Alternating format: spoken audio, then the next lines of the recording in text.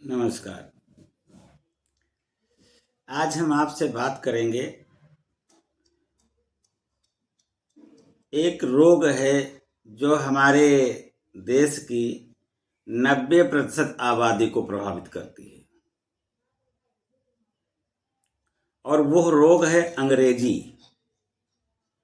अंग्रेजी भाषा जो है वो हमारे लिए कितना नुकसानदायक है, उस चीज को हम आज आपको बताएंगे। हमारे भारतीय संविधान में भाषाओं का बड़ा महत्व है। उत्तर भारत की अगर हम बात करें तो हिंदी का विशेष रूप से महत्व है, और यहाँ पर जितनी भी बोलचाल की भाषाएं हैं, जैसे ब्रज भाषा है, अवधी भाषा है, और अनेक भाषाएं हैं, उनमें हिंदी खड़ी बोली का विशेष महत्व है, और ज़्यादातर लोग इस भाषा को समझते भी हैं। लेकिन जो अंग्रेजी है वो एक अंतर्राष्ट्रीय भाषा होते हुए भी हमारे उत्तर भारत में विशेष रूप से अभी प्रचलित नहीं है उतनी ज़्यादा। उसको आम नागरिक अच्छी तरीके से समझ नहीं पाता है, और इसका फायदा एक प्रबुद्ध वर्ग, वो चाहे राजनीतिक दल हों, चाहे अन्य विभाग हों, वो उठाते रहते हैं कि जो वास्तविकता है उससे देश की 90% जनता वंचित रहे। हम अंग्रेजी में बोल दें और वो वंचित रहे। आप कह रहे होंगे कि इसका क्या मतलब है, ये क्यों आज अंग्रेजी की बात क्यों होने लगी?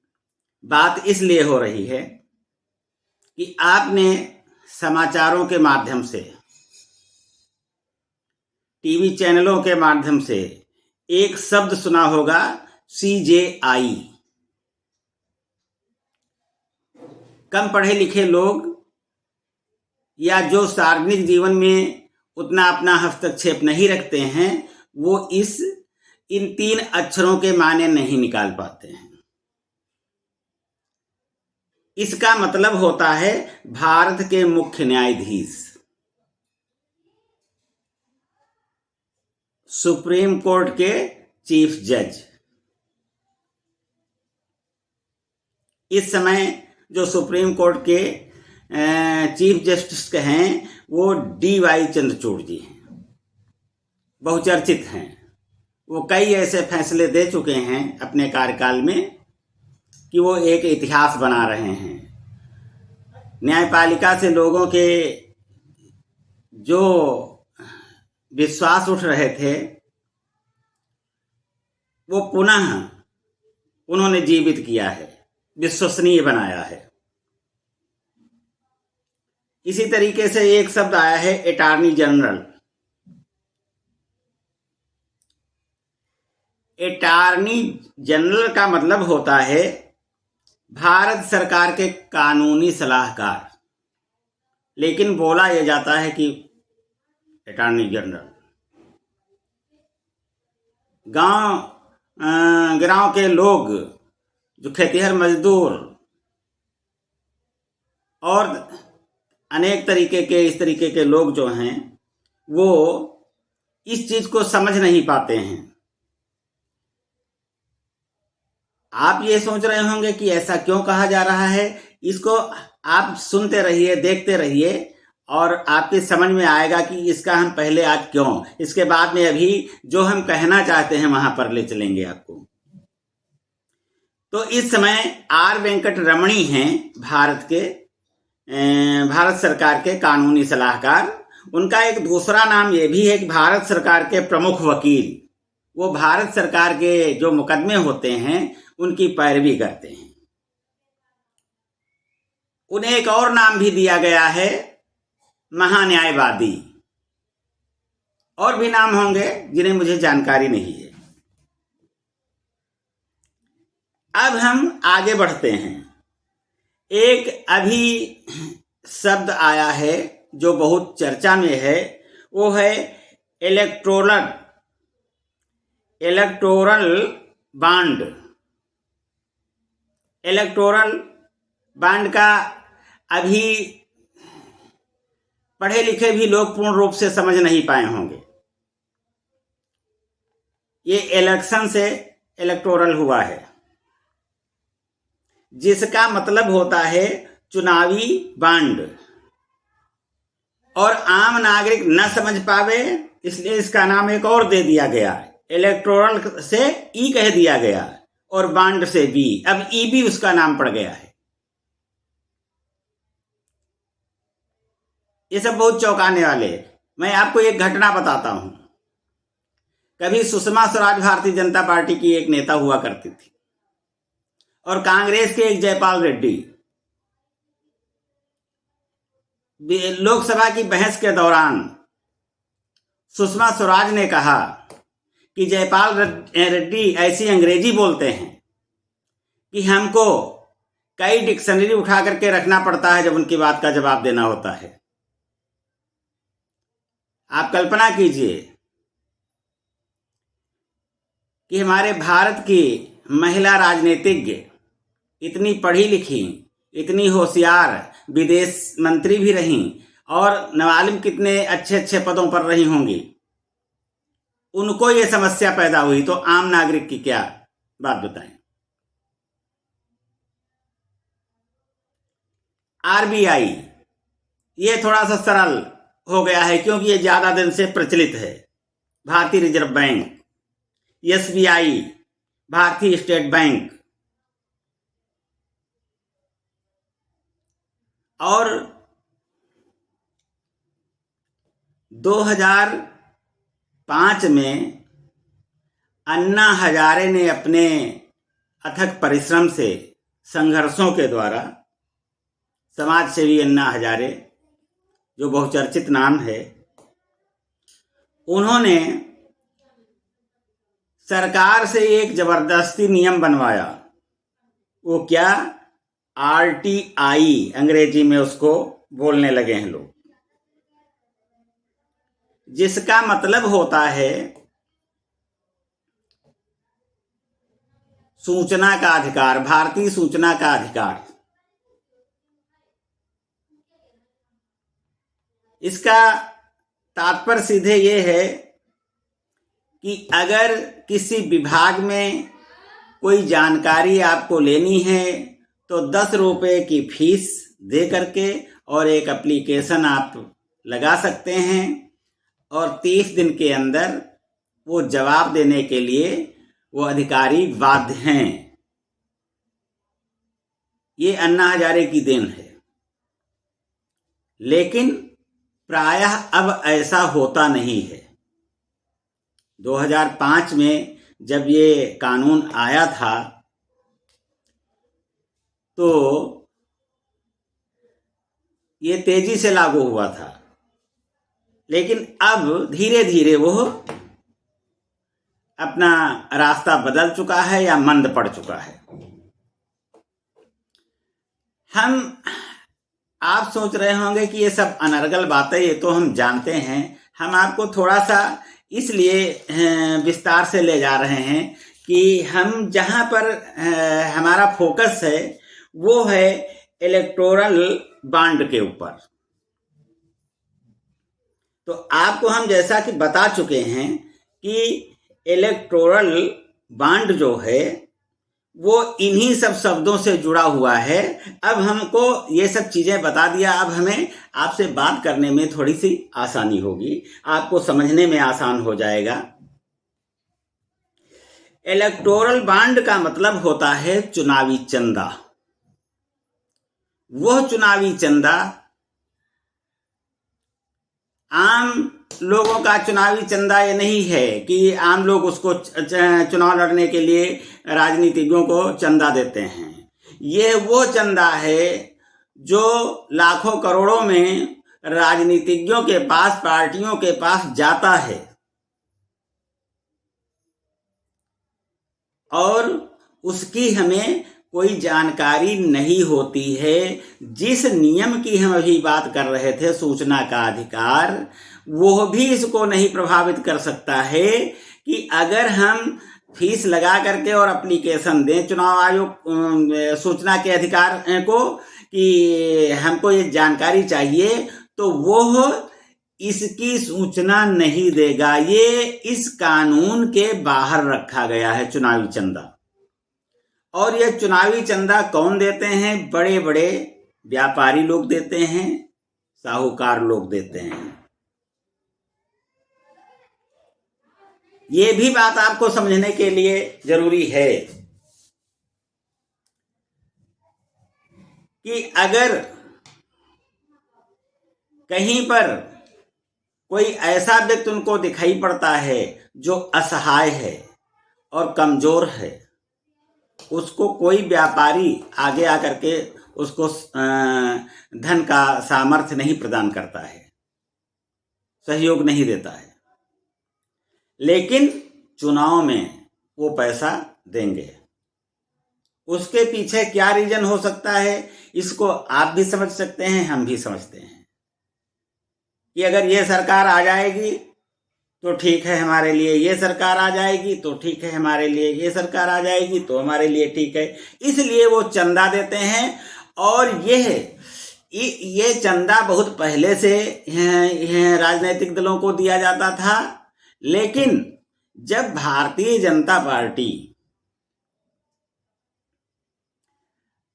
सत्ता में आई तो उसकी समझ में आ रहा था कि कांग्रेस पार्टी जो है चंदा ज्यादा प्राप्त कर लेती है, हमको कम मिलता है। उनके इस दबे हुए पैसे को खुलासा करने के लिए उस सिस्टम को कैंसिल किया।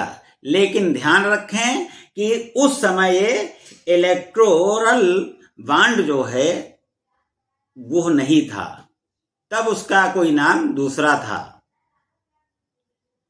ये 2017 में उसको समाप्त करके 2017 में एक नया नाम दिया गया चंदे का। भारतीय जनता पार्टी की सत्ता ने अपने जब 2017 का बजट पेश करने लगी, उसमें इसका जिक्र किया, तब लोगों की जानकारी में आया।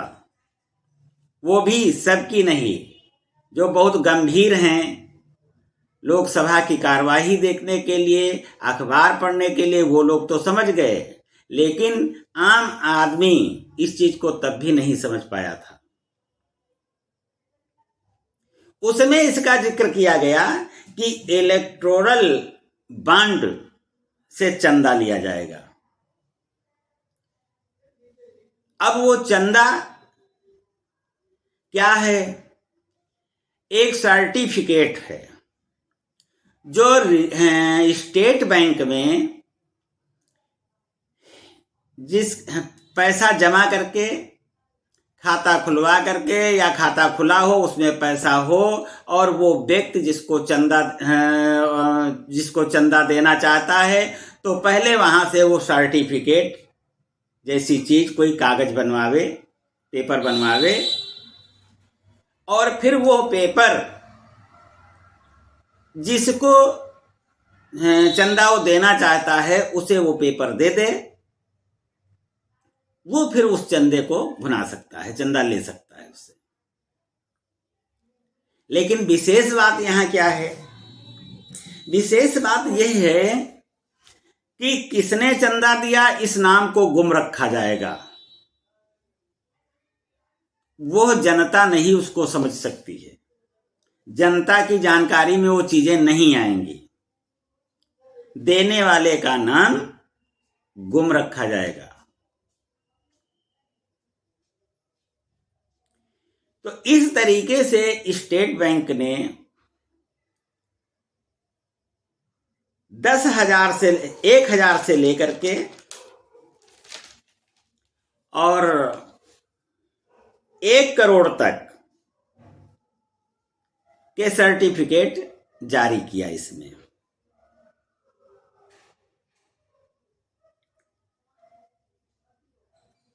अब यह बात जो थी वो मुख्य न्यायाधीश को एक एक अपील के द्वारा मुख्य न्यायाधीश को इस स्कीम में जो सरकारी थी उसमें पारदर्शिता नहीं साबित हुई और उन्होंने इसे रद्द करने की घोषणा कर दिया, यह आरोप लगाते हुए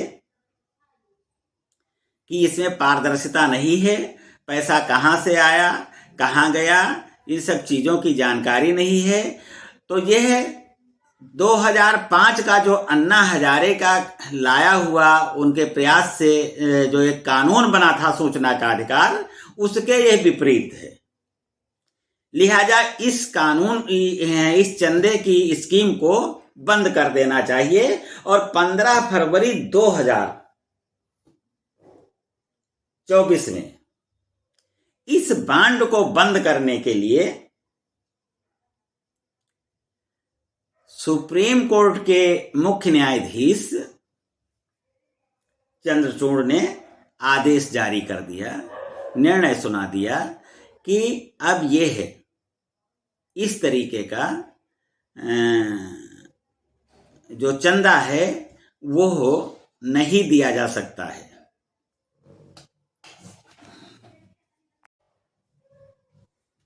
बात मैं आपको बता चुका हूं कि 2017 में बजट समय के दौरान चुनावी चंदा जो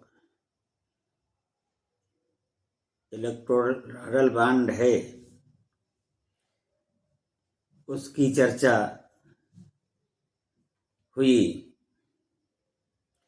और ये 2018 में स्कीम लागू हुई। इन बांडों को बेचने का अधिकार केवल और केवल एसबीआई को दिया गया और एसबीआई की पूरे भारत में केवल 19 शाखाओं को अधिकृत किया गया। इसमें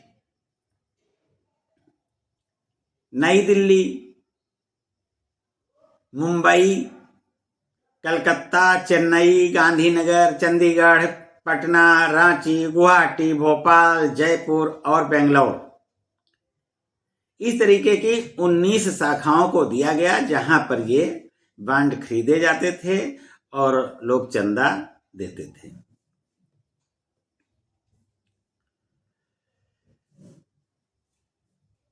सुप्रीम कोर्ट ने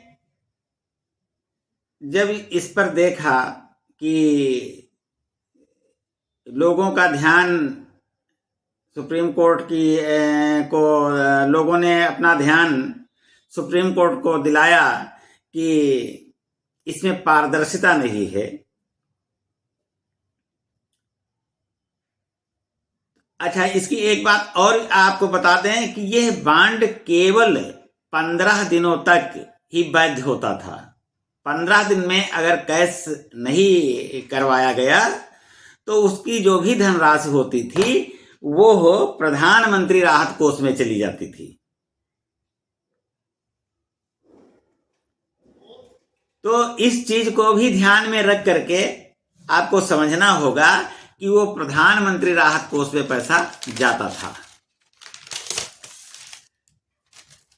अब ये देखिए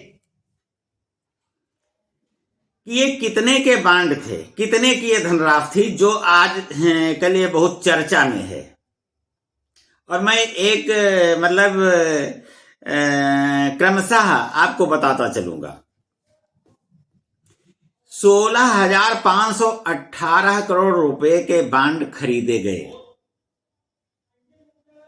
आपको याद रखने में भी बड़ी दिक्कतें होंगी, फिर से सुनिए। 16,518 करोड़ रुपए के बांड ये खरीदे गए थे और खरीदने वालों का नाम सार्वजनिक करने का प्राविधान नहीं है, यानी पैसा कहां से आया,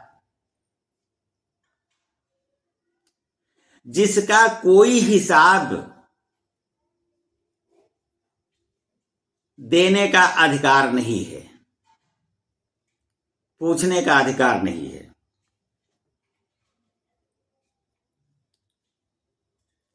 अब सुप्रीम कोर्ट ने सरकार से, आरबीआई से, स्टेट बैंक से यह जानना चाहा कि ये पैसा कहां से आया, इसका हिसाब दीजिए, और उसने नियत तिथि रखी 6 मार्च को कि 6 मार्च तक आपको हिसाब इसका देना है।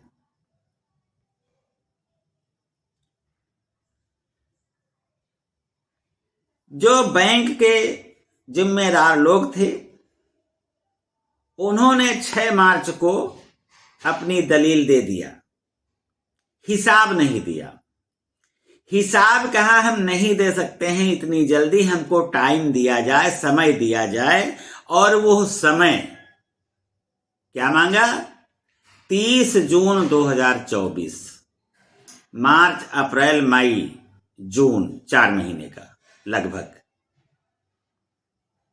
आप कल्पना करिए कि डिजिटल इंडिया जैसे समय में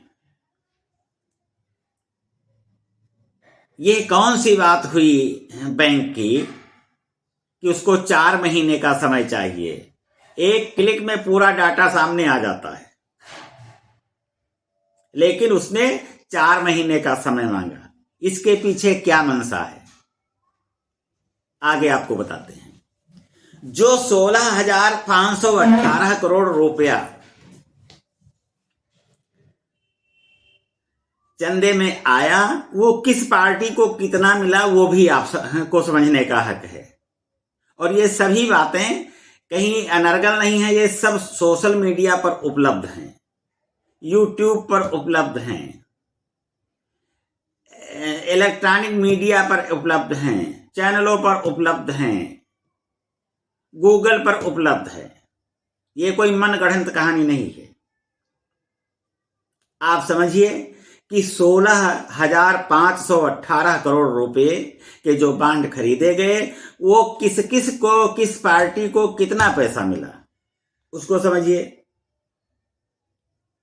जो भारत में सत्तारूढ़ दल है भारतीय जनता पार्टी, उसको 6566 यानी 6,566 करोड़ रुपए, 6,566 करोड़ रुपए भारतीय जनता पार्टी को मिले। ये लगभग 55 और 60 के बीच में प्रतिशत इसका बनता है, यानी 55-56% रुपया अकेले भारतीय जनता पार्टी के खाते में गया। दूसरे नंबर पर मुख्य विपक्षी पार्टी कांग्रेस, उसको 1123 यानी 1,123 करोड़ रुपए उसको चंदा मिल गया। पश्चिम बंगाल की तृणमूल कांग्रेस, जहां की मुख्यमंत्री ममता बनर्जी हैं, उनको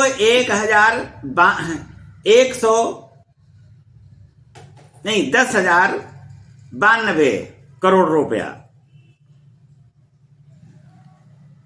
इलेक्टोरल बॉन्ड के माध्यम से चंदा मिल गया।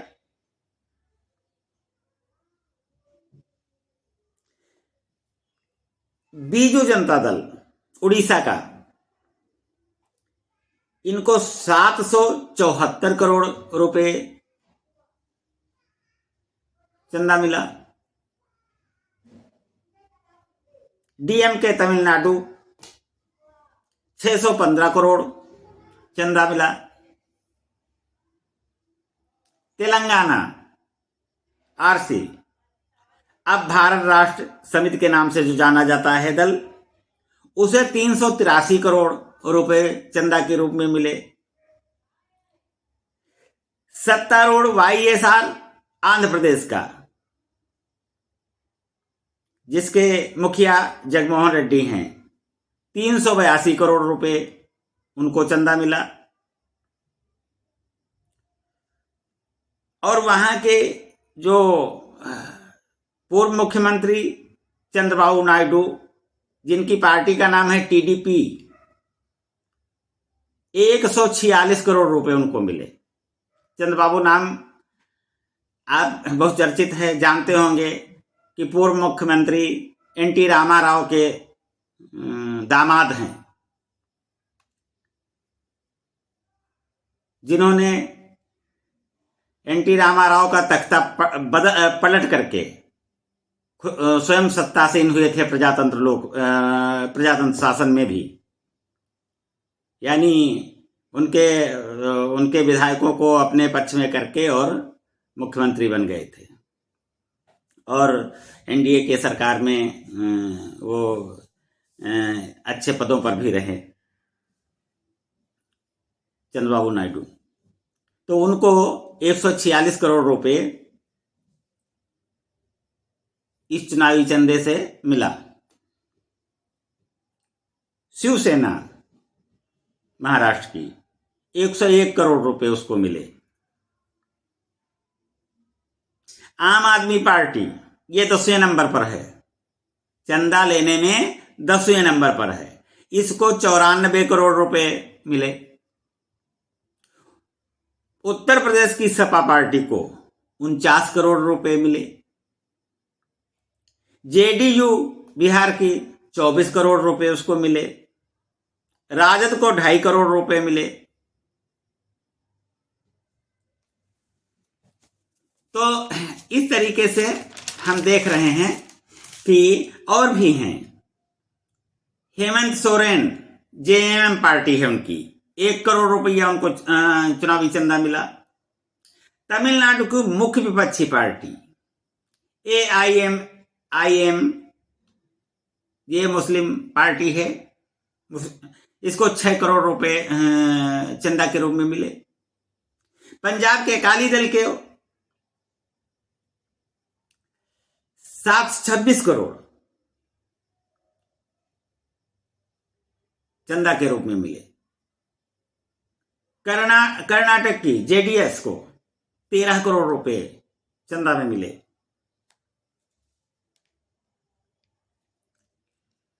तो इन सभी पार्टियों को लगभग, लेकिन ये भी ध्यान देने की जरूरत है, एक पार्टी भारत में ऐसी भी है जो ये चुनावी चंदे, ये इलेक्टोरल बॉन्ड से नहीं स्वीकार करती है, वो 1 पैसा भी नहीं लेती है, और उस पार्टी का नाम है CPI।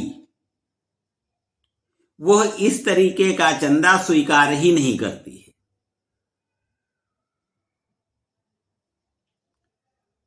तो हैं ऐसे भी लोग, ऐसी भी पार्टियां हैं, लेकिन वो अपवाद स्वरूप। ज्यादातर सभी पार्टियों को, वो चाहे क्षेत्रीय दल हो, जहां जिसकी हैसियत जैसी, बनिया बक्कालों ने जैसा सोचा कि हमको इनसे इतना लाभ हो सकता है, उस हिसाब से उस पार्टी के साथ हैं। तो कहां से किसान का भला होगा, कहां से मजदूर का भला होगा, कहां से रिक्शा चालक का भला होगा, कहां से आम आदमी का भला होगा। और वे ऐसा चंदा कि जिसकी जानकारी भी आपको नहीं हासिल हो सकती है कि ये पैसा कहां किसने दिया। आप अपनी कमाई का पूरा हिसाब सरकार को देंगे कि कितना आपने कमाया, कितना खर्चा किया, और फिर कितना बचा, फिर उस पर कितने प्रतिशत आपने इनकम टैक्स को दिया है, इनकम टैक्स अदा किया है। लेकिन इस पैसे का हिसाब आप नहीं ले सकते हैं।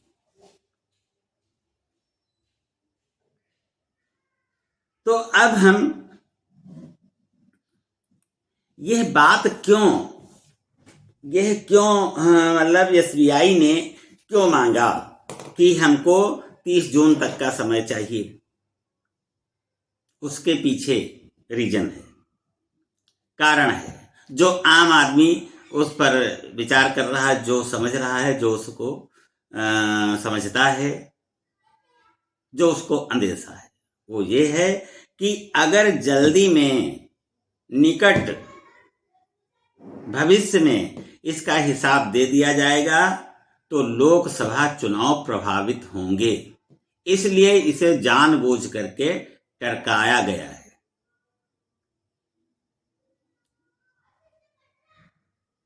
और प्रशांत भूषण की ये दलील है कि इतना समय नहीं मिलना चाहिए। सुप्रीम कोर्ट के बड़े वकील हैं, सीरस्त वकील हैं, उनका ये कहना है कि इतना समय नहीं देना चाहिए। और जब 6 मार्च को जवाब मांगा गया था कि पूरा हिसाब दिया जाए और इस पर सरकार नहीं दे पाई है, बैंक नहीं दे पाई है, तो क्यों ना इनको न्यायालय की अवमानना का केस इनके ऊपर चलाया जाए।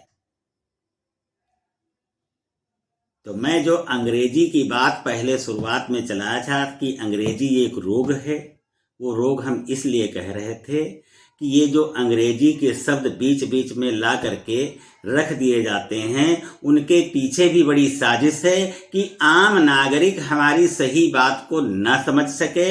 जो भी हम घपला घोटाला जो भी करें उसको आम आदमी समझ ही न सके, हम अंग्रेजी में बोल दें। तो इन सब चीज़ों के लिए आपको ध्यान देने की ज़रूरत है कि हम कहाँ पर हैं, हमारा देश कहाँ पर है, हमारे राजनीतिक लोग क्या कर रहे हैं, हमारी सरकारें क्या रही, संवैधानिक संस्थाएं क्या कर रही हैं। चुनाव आयोग को इन सब चीज़ों पर अब विचार करना चाहिए, प्रकरण को संज्ञान में लेना चाहिए। जय हिंद।